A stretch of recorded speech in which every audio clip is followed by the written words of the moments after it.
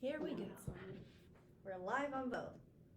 Okay, that took a minute, which I feel like it always Okay, does. and then Tori, if you wouldn't mind periodically checking my phone and just seeing if anyone says like anything on there. I don't think people are gonna watch on Instagram, but if you do, welcome. We're very happy to have you.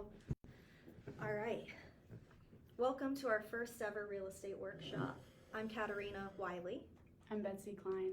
and we are members of the Custom Life Realty Group, and we decided to do a weekly live where we can answer questions related to buying property. And we want to make sure that people feel like the veil is lifted, no question is stupid. We're here to, yeah, maybe towards me a little. Oh, No, yeah, Nope. it's opposite. Perfect. Yep, great.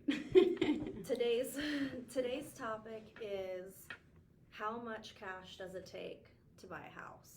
Now you can come on and you can ask a question that's totally unrelated if you want. This is supposed to be like an open forum for anyone to come talk about their real estate questions. But It's exciting. it is exciting. We should also take questions in advance.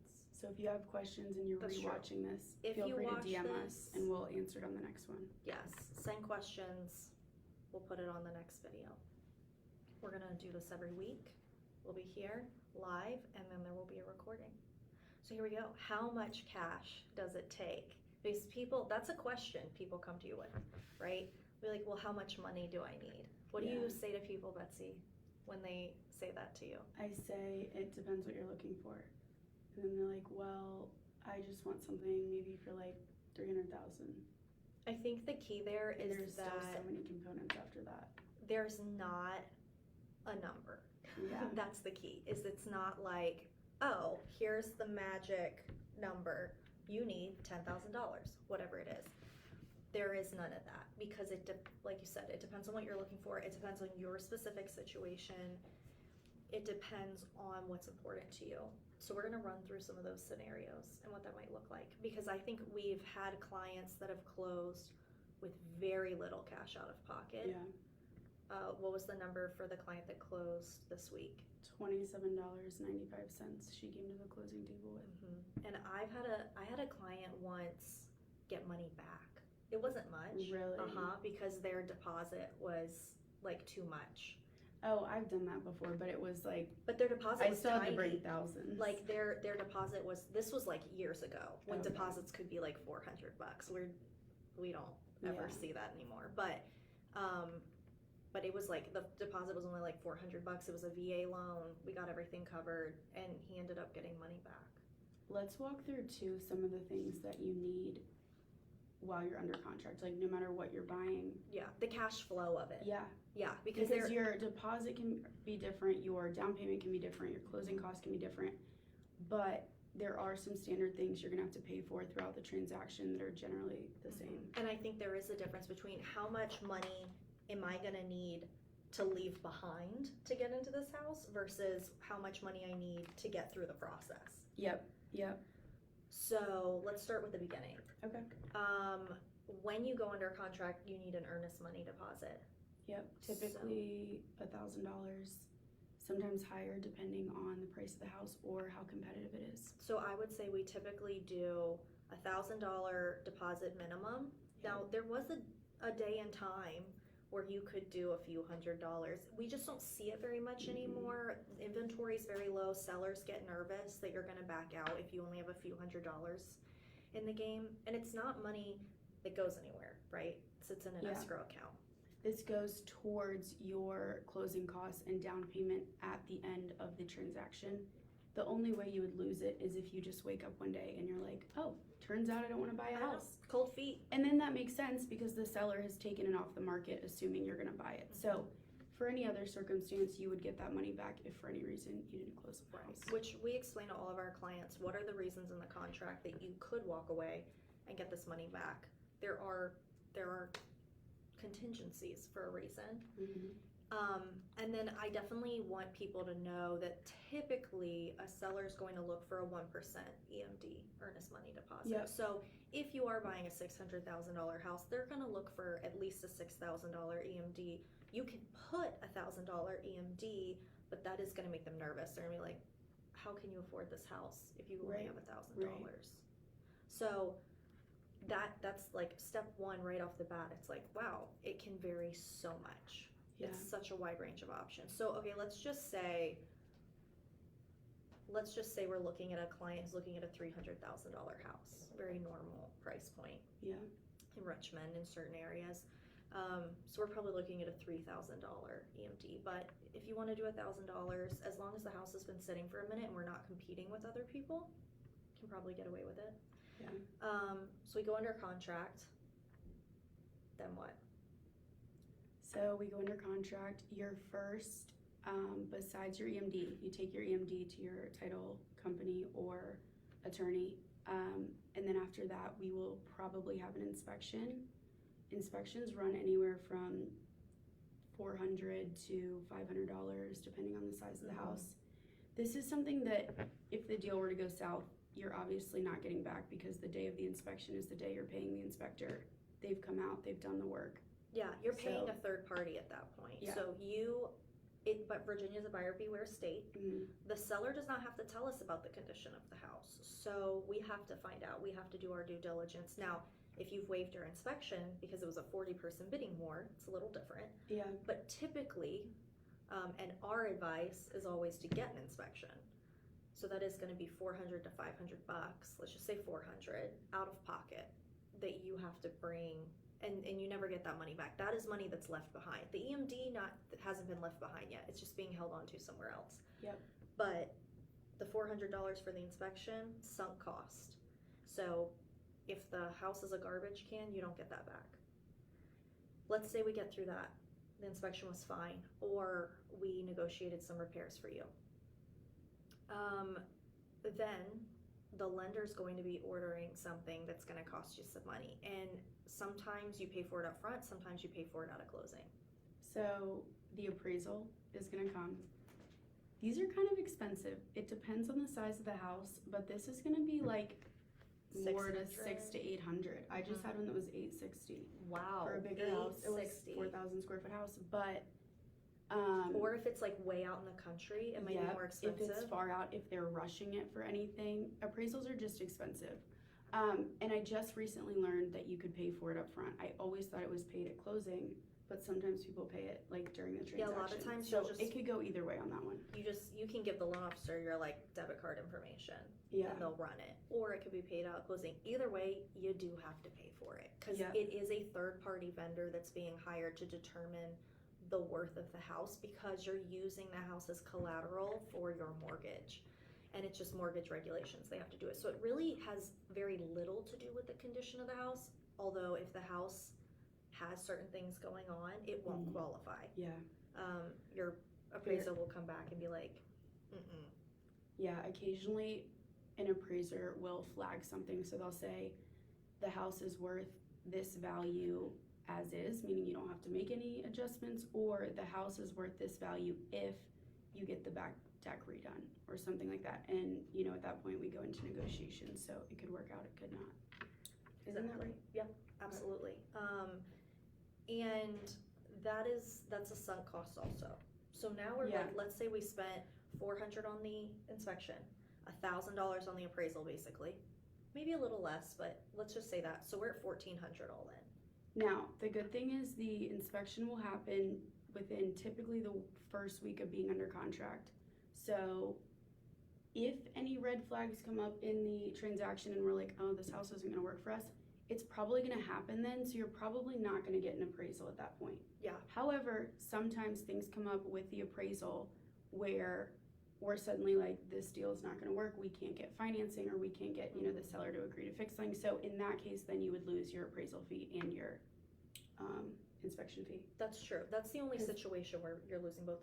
If the appraisal came in low and like we can't negotiate it out with the sellers, or if there's defects, like I had a deal last year where it was a product of FHA, Mm-hmm. and the FHA appraiser says this detached garage, it was something crazy, like there was a little bit of rotten wood or something. I guess it wasn't that crazy, but it was a detached garage, and then we're like, this is a safety issue, and like, Which they might not have even cared about. Yeah, the you garage never to know what begin they're with. gonna flag or not flag. And to be fair, and what was very tricky is our original loan product wasn't FHA, and then she switched to FHA, and so I was like, we can't make them do it. And I think though they ended up doing the stuff that needed to be done for FHA. The house had been sitting for a while, so they really didn't want to lose us as buyers, but it was a fight.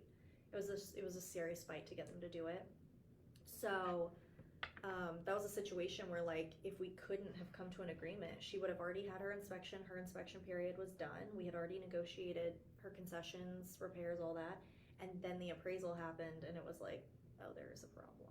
Which I feel like which this does happen sometimes, unless the appraisal gap is so big that it's like, oh my gosh, now we're looking at a 20,000, We can different- usually find a middle ground. Yeah, because the inspection's the first week of the transaction. So the sellers are all excited. Maybe they got, multiple offers. They're like, we're ready to go back on the market. Like, if we don't want to fix the 80 things you sent us, we'll go, They're like, F around and find out. we'll get another buyer. But when it comes time to the appraisal, you're typically like 3 weeks into the contract, Yep. or maybe like a week out from closing. They're ready to spend their earnings from the house. They might have another house on the line. So the chances that we can negotiate and make that happen at that point in the Probably transaction, a little higher. yeah, I feel like it's a little bit stronger, unless it's just a huge difference that we can't come to terms with. That's a good point. And it does happen sometimes. And it's so sad when it does, Yeah. because it really is usually a few weeks in. Yeah. So there's that. There's really no other out of pocket until closing, wouldn't you say? Yes, the other inspections all get paid at closing, right? Termite. Yeah, and usually the seller pays for them. Not always in these Oh yeah, you're right. competitive Yeah, in these you're right. competitive situations, the buyer might pay for them, but in a typical contract, your seller's going to pay for termite, well, and septic if it's Yeah. on there. So that's all on the seller side, and that's going to be paid out at closing anyway. So basically, you needed, let's say, minimum $1,000 for your EMD. Mm-hmm. That's being held on to at the title company, and then you needed like $1,400 for your inspection, your appraisal. Now we're at the closing table, and there are so many factors that go into down payment, closing costs. I mean, it's a never-ending, Yeah. like A, B, C, D. What option are you gonna take? Yeah. So I think one thing let's talk about first off, down payment. Okay. I have like really strong opinions about down payments. Okay. Do you want me to give a view of like what each loan offers? Sure, yeah, Okay. go with like a, All right. So Very there's basic. a few different loan types. There's probably plenty outside of this, but this is generically what we see: VA loan, VHDA loan, and USDA loan all offer a 0% down payment program. There's an FHA loan, which you can go as low as 3.5%. Sometimes they require 5%. And then conventional loan, which always requires minimum 5%. yeah, And these are all minimums that I just mentioned. there have been programs with conventional where you can do 3% down, but they're Okay. not always, like my understanding is they're not always available. Okay. When I was a loan officer, like they weren't when I started, and then they were, and then it's really depends on your situation, right? Yeah, they, like, depending on your credit, your income, all these things, they might say, oh, you need, even though you're going conventional, you need 6% because we need to prove X, Y, Z. So, but these are the minimums that Yes, and are you required. might, just because you want a 0% down payment loan doesn't mean you're gonna qualify for one. Yeah. There are very strict guidelines as to what you need to look like as a buyer to qualify for these things.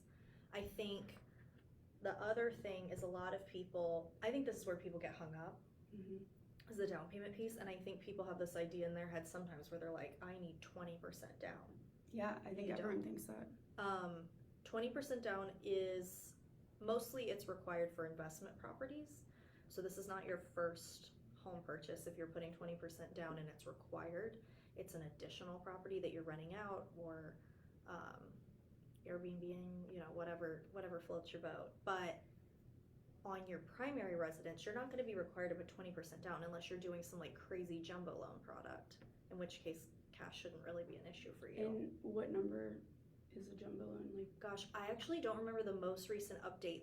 They've been updating, which is actually really good. They've been updating conventional loan limits because home prices have been going up. So Right. I remember when I was doing mortgages, pre-real estate day, so pre me 5 being a years broker, ago. pre me being a team leader, pre being a real estate agent, 2014, I Oh, guess. I was graduating high school. Exciting.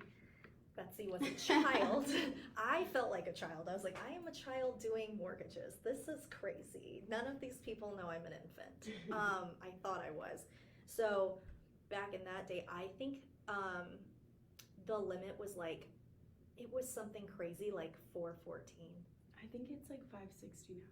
I think it might even be higher. Then if it's not, maybe 680. But I'm just But kinda, like, I'm yeah, just, no, it's gonna be I think it well would be over one of half. those. Yeah, no, it's gonna be like in the 600s. I think I like think 624. it was 560 before they upped it. Yes. So, Now but it's when higher. I was doing mortgages, it was like 414, 414, which is hilarious. That's like 'cause, a you first, yeah, that's like a I mean, a first lot time of first-time right home now. buyers are spending that much. That's what you have to. It's yeah. wild. And like a lot of millennials are renting longer so that they can qualify for like something that's 414, so it doesn't look as much like a first home. It's like maybe looks more like a lot of people's second home. Mm-hmm. But it's very funny because the home prices have changed so dramatically over the Yeah. last 5+ years, and definitely since 9 years ago when I got into housing.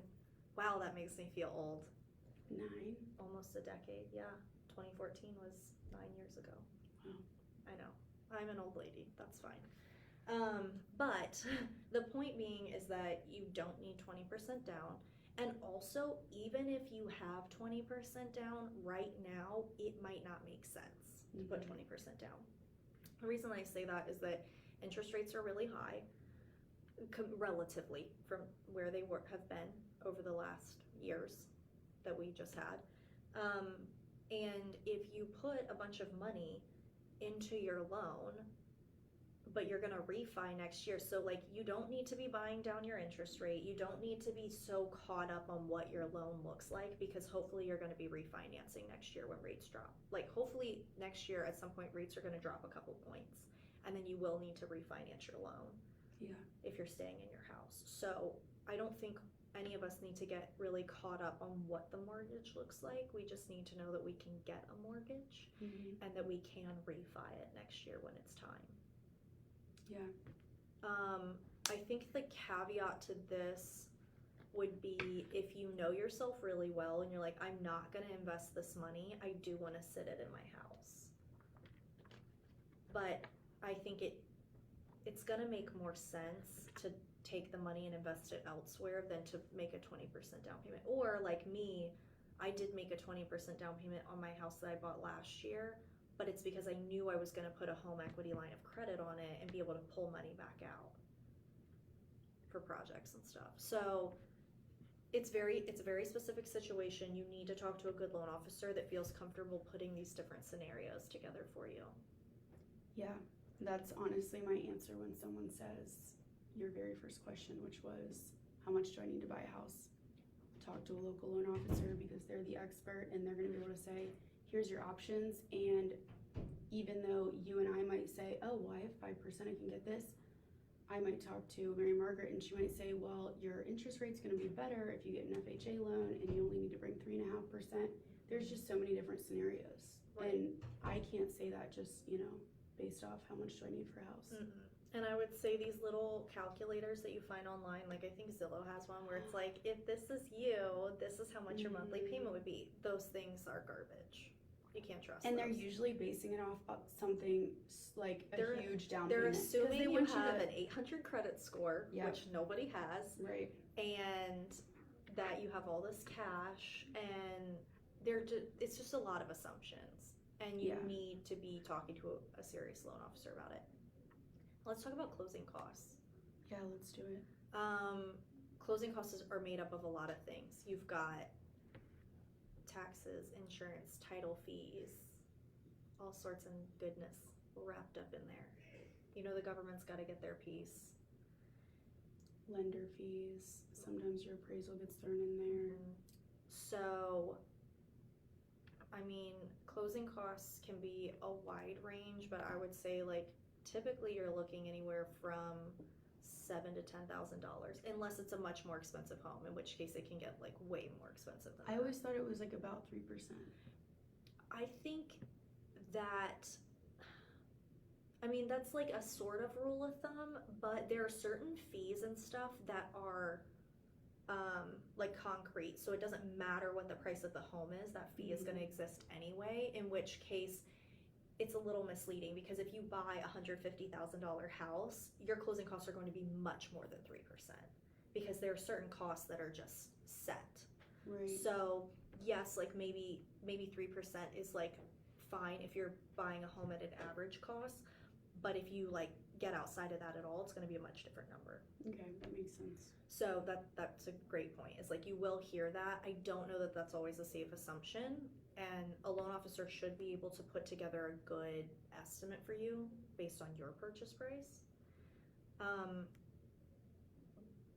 But let's talk about what's the situation where maybe somebody doesn't have to pay for their closing costs. So, our $27 girl, this just happened. $27. Which, by the way, keep in mind, since we've talked about that, she did put $1,000 down at the front, and then she had her normal inspection fees. So really, her all in was $970, and then the inspection. Like, she got yeah, like it was $30 about back $1,500. Yeah, it was from like, her $1,000. No, she paid 30. She paid 27. Oh, right. Yeah. No, she. But yeah, brought so the it was 27. about it was So it's about about like $1,500 total if you include the inspection stuff. Yeah. That she had to all pay. in, left Right. behind. And one more good thing about all this too, when you buy a house, you typically don't have to pay your mortgage for the first month, and depending on what part of the month you buy, Yep. it could be like as Could far feel as like very spread out. yeah. If you buy like July 15th, you won't be paying August 1st, and you might not pay until September 1st, right? Yeah, exactly. So whenever you it's close, kind of fun like that. You feel like you're living for free for a minute. it's like free rent. Now you Yeah. do on your closing costs are a little higher because you have to pay interest to the mortgage company, but really like it feels so good when you close that the next month on the 1st, there's no mortgage due. It's the following month, which helps like if you're in a lease or something and there's a little bit of overlap, it just feels a little bit less burdensome because you're not paying your rent and your mortgage during that overlap for at least a month. So closing costs, how we sometimes get that covered. We can upfront make an offer where we ask the sellers, hey, we're gonna offer XYZ, but we're asking you to cover $9,000 in closing costs. Which means we don't have to bring that cash to the table. It's kind of like wrapped into your loan. The other way we can do it is if you have a 0% down loan and you don't have to bring a down payment, we could still try and get that closing cost covered. Sometimes something comes back in the inspection where we're like, hey, we weren't expecting this, new roof not looking good, can we get 10 grand? And maybe we meet somewhere in the middle. This particular client, $27 girl, had a grant. Yeah, there was a grant program involved. We my actually first time working with a grant. we tried I'm sure to do you've done it more. 2 different grant programs for her. One of them was way too stringent. Mhm. Like there was no way she was ever gonna buy a house and be able to qualify for this grant program. It was basically like the house has to be super low price and also be perfect and have no defects. And that was just the start. Like she would have had to be like a specific monthly payment. I mean, it was very we strict. did try. Yeah, we did try. So, and if she would have gotten 2 grants, she would have had a. They would have bought the rate down Because more. did you know this? She had a 5% down conventional loan, and she brought $27. And no one has 5% right now. No one's getting 5%. Not rate. I'm talking about her. She had a 5% down payment. Well, she also had, what was her rate? and her rate was 5.8%, which is crazy. I kind of feel like bad advertising that because it's just like not gonna. That's not gonna happen for you. Like that was her own personal person that I think she knew so well, and I think she bought down the rate. I think because we were that able to get that her doesn't extra happen. concessions, they bought the rate down. Yeah, so she was able to put 5% down. She was able to throw some of that onto buying down the rate, and then we got her $5,000 in closing costs covered by the seller. And sometimes you have to be creative. You don't always go under contract. Like the seller doesn't agree to cover closing costs when you go under contract. Sometimes they do, sometimes they don't. If they don't, that doesn't mean that when we're under contract, we can't say, wow, we thought we could make this work, inspection came back, we can't. But if you can do this, we can. And they might work with us on it. Yeah. So that's worked out for both of us. No, I had one recently that was an as-is contract, and I went under contract for those buyers, eyeballing the condition of the home, knowing I was gonna ask for giant concessions later. Yeah, that's what I did too, and I did the same thing you did, which is I went as is so that they think I'm asking for nothing as a strategy, and then the inspection came back and I'm And like, you go, oh wow, my gosh, your I had house no is clue. awful. Yeah, and you just are like, there's no way this is gonna sell to anyone, and Good news, we think we can save the deal. I'm just Yeah. gonna need $10,000 in a price reduction. yeah, And our $27 girl, we also got some repairs done. yeah, we got our brand new HVAC. We got her crawl space work. I mean, she got a great deal, and her house appraised $8,000 higher than she paid for it. Instant equity. Yeah, because we only offered purchase price. We didn't ask for any closing costs up front, but then we worked into the deal. So she got a really, really good situation, and we do see that happen. And I would say one thing that she did was she listened to us. Mm-hmm. Because she was very nervous. This is her first home purchase. She almost pulled out She it like almost- a couple of times. she We almost had to didn't talk do her it. off the ledge, and I think We she were made like, a really good this is- investment. Yeah, we were, I mean, and that's our role, and I think that's why it's so important to have a good real estate agent, a good real estate broker, is that you have someone that understands the market, understands what's happening with your deal and what the opportunities are, because, I mean, we were like, at this price point that we were at, we're not gonna find something in this No. condition again, and we do think, because it had sat for more than a week, I don't remember how It long was it had like, sat. yeah, 7 days when we saw So it was like, this is the opportunity, this is the Yeah. one. And she was a little hesitant, and I think in her mind, she was hung up on, well, sometimes homes sell for less than this, and we were trying to show her, and we did, that when homes sell for less than this specific price point, they are going to have severe issues later. Yeah, she bought a house with no major defects. Mhm. I mean, we got the HVAC fixed, but Yeah, I mean, there was, and we got it fixed, and then we Right. got a credit, so that can help her fix the other little things that came up. And I think it was a process, but she realized that she could trust us, Mhm. and we were able to explain to her why we felt like that was the right house, and that this is the deal we needed to go with. And even like when the inspection report came back, she felt like it was done. Yeah, and I think it's easier for us because she came to us in the beginning, told us her story, so we understood the facts. And then once you get in the process, you once you get in the process, you kind of become emotional, and you're not thinking of the facts of things. And so we're able to pull back and say, hey, you said that your lease is up, and you and your daughter need a place to live, and so we're gonna make that happen. And at the end of it, I mean, she was crying, she was so happy, so thankful, but like when you're in it and you're going through it, you're emotional, you're not really thinking of what you actually need to do. And she's never she's scared. yeah, She's and never some done of these people before. have never done it before, right? So it's like you don't know what to do other than your natural reaction sometimes is to pull away and just go back to what's comfortable, which is renting, even though that really wasn't working for her anymore. No, and she is now building equity in this home, and it's a wealth building strategy. And like, we got the inspection report back. She was like, well, I guess we're screwed. Like, Right. the HVAC is shot, so I don't have a house. And we were like, hold on, this game is not over. Yeah.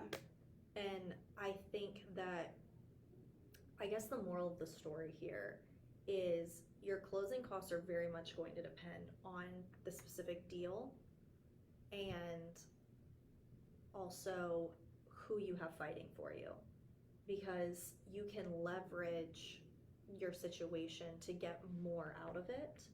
Now, if we're buying a really great house that doesn't have defects and stuff, I mean, and we'll tell somebody that, like, we Yeah. kind of expect this inspection to go normal, and we're probably not going to have very much to ask for. And we don't always set the expectation that, hey, we might be able to, get some money off the price or get closing costs later.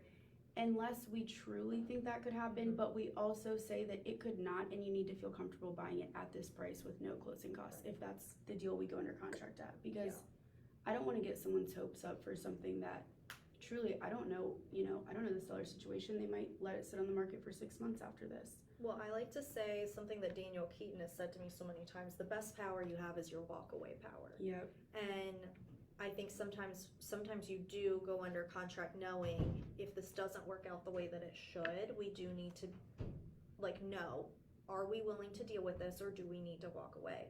Like my as-is contract that I did, I was like, I just don't know that they can afford to do everything that's gonna need to be done to this house if I can't get them this stuff covered. It's a big Right. deal. But we had the as-is addendum where we could walk away, like it was a get-out-of-jail-free card. Yeah.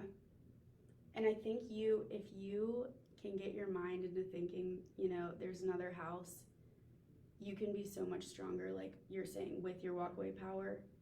I'm a huge risk taker, so I'm Same. always ready to put everything on the line.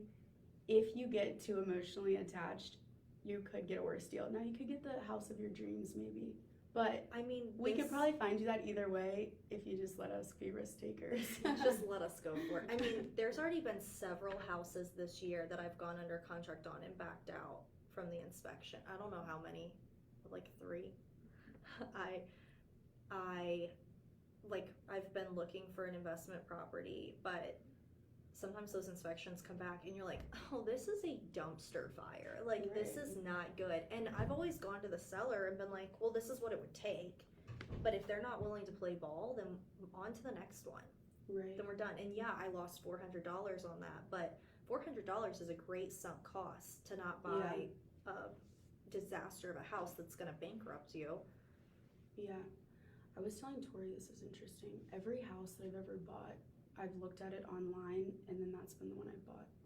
I did go see 2 in person, but one of them I didn't see in person. You mean you didn't see them in person? No, I saw Or 2 of them in person. One of them I didn't see in person, but like I saw it online and I was like, that's the one. And I never had to go see it. I've never gone to see a house for myself and not bought it. Is that a little scary or is that good? I think that we're not recommending that strategy, but I No, I would just say know what I like. I understand that feeling. I mean, the first house I bought in Short Pump, I didn't see it until it was, and I was all in. Oh But yeah. that just shows that's like we really do know what we're doing. I would never ever tell a client like, you don't need to go see No. it, we're good. Don't. But we've seen so many houses, we've done it so many times, we know the numbers, we know what's best, and we just have a good That's the feel thing, I for was like, things. Tori's house, is that what you're saying? Yeah, just almost Tori's done. behind the camera. I mean, Tori's house was It was under construction. it when we was were a outside. it was bones, and her boyfriend was like not really loving that idea, but like we were able to get a contract with that seller saying like we're gonna buy the finished product. But when we agreed to buy it, I mean, it was literally a skeleton. It had been gutted, and like Tori and I was like, I promise you, this house will be great, and it's a beautiful, beautiful 3-bed, 2-bath. I mean, it is a fantastic house. But her poor boyfriend was like, what the heck are we doing? But Tori's in Gotta real get estate. creative. Yeah, sometimes you gotta get creative. Tori's in real estate. And I know the market well enough. I think like you guys get this feeling of like, I know when it's a good idea and I will push a client. Mhm. And I've never not had somebody make money, thank me later when I've like pushed and I'm like, I'm telling you, this is the investment. This is where the money is. And I mean, and our $27 girl is one of them where we had to Yeah. have long conversations where like, this is the house. It's not like, this is it. This is the opportunity. And if it's not this one, there's not going to be one. Like, this is it. And it worked out so good. And I think that's why we feel comfortable maybe buying a house without seeing it, because we've seen so many, like the one I bought in Short Pump, like, okay, 1992 Colonial, I have a pretty good idea of what this house is going to be like. There were other investors bidding on the house who had seen it, so I'm like, if they've seen it, these investors and contractors have seen it, and they're willing to bid on the house, Yeah. then I know there's not anything going on that's going to be insane, because it was a little bit of a trash hole when I bought it. And when I did buy it, I couldn't get out of the contract. I mean, I sold my Oh, soul. that's what I did with my last one too. I put a $10,000 non-refundable Non-refundable. on the ones that I hadn't even yeah, seen it. that's But what I here's did. the thing. I think you're the same way. If the numbers work, I don't get just emotional work. about it. And in that situation, I needed a house, and I was like, I will move heaven and earth to close and get this done. And I feel like if you're buying from a investment standpoint, it just works out like that. Or the house that I'm in now. I mean, it was like Yeah, you There were were a gonna few get that no people- matter what. yeah, I was You like, were I'm gonna gonna get that write them an house, yeah. offer. They cannot refuse. I'm waiving everything, and I'm putting an escalation clause on it that's like, no one will go that high. Now, Yeah. that situation, I knew once it was renovated that the value would be there, and I knew I was gonna renovate it. I also needed that house. Yeah, it was a similar situation. Yeah. It's like, nope, that, like, I need it I know, now. if I could get that, if I could give my clients that trust and that risk taking, because here's the other thing, I think people, when they buy a house, they think, I'm spending $300,000 today, and they just start panicking. I have so many people, they're like, oh, I'm gonna be broke, I'm not gonna be able to eat anything, blah, blah. Doesn't work like And that. yeah, it's like, you're probably gonna be paying similar to what you're paying in rent, and if you don't pay your rent, your landlord's knocking on your door, you're getting $100 late fee like on the second.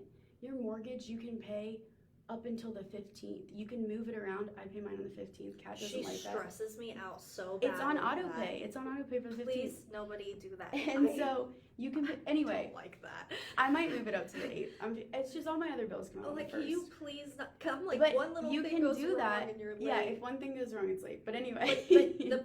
But if you are late, they're not kicking you out tomorrow. Yeah, and they don't. can't. The bank Not doesn't saying want you your should do house. that. If you miss your mortgage, I'm gonna just say probably like 6 months. I don't know this for a fact. Don't trust me on it. But you probably could still go to the bank and be like, hey, I got behind. Oh yeah, you could just My say, "Call job's up." back. We're making payments, They can and you would literally- be fine. They can And that- start the foreclosure process and you can stop it. Yeah, Like, I mean, getting and they're caught not up. starting it that month. I mean, they've got to do payments. There's a whole process. Please So don't do that. It will screw no, up your don't. credit I'm not so at bad. all Don't miss a suggesting payment. this.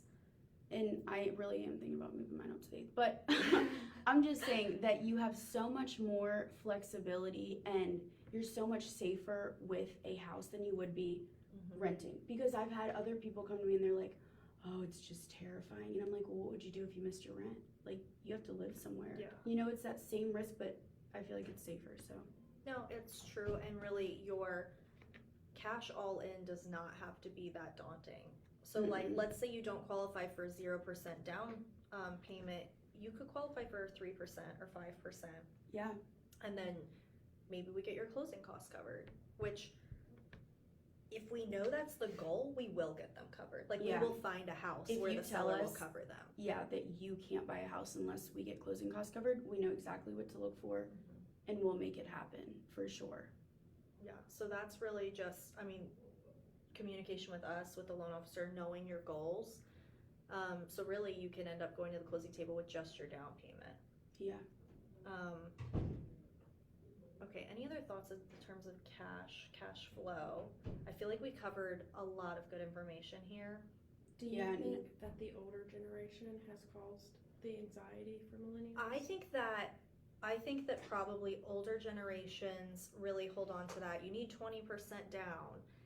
And so we feel like you need that and you don't. And honestly, like, don't do that. Let's leverage your money. Like, if you have enough for 20% down, then what you really have is enough to buy multiple houses, in my mind. So like, instead of putting 20% down on the first house, why don't we buy your primary residence and then buy you an investment property?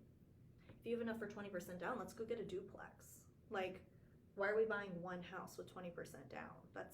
We could be leveraging this money and building you wealth. So that's a great point, is I think that there's a traditional school of thought where it's like, this is what you should put into your mortgage. And like, maybe when interest rates were 14%, like, yeah, do that, because the interest, like, you're saving yourself 14% off the bat if you pay your mortgage down. But we're not there. Even now, a traditional investment could give you better return than what you're going to save paying down your mortgage. So Yeah. like, don't. Let's make a plan.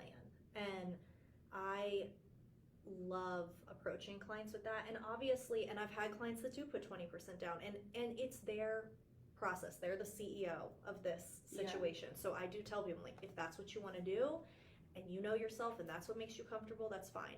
But I am gonna approach you with the idea that maybe that's not the best plan because there's other things we can be doing to leverage that money. Yep. Any other thoughts? Well, thank you. This was our first real estate workshop with the Custom Life Realty Group. Thanks, Betsy. We are going to be doing this every single week. Send us questions you think of. Let us know what they are, and we will cover them. And you can come here when we're live or send in questions that have nothing to do with what we talked about. But we want this to be an open forum where people feel really comfortable asking any question because none of this is intuitive and none of it is obvious. Yeah. So There's no dumb question, nothing too little or anything.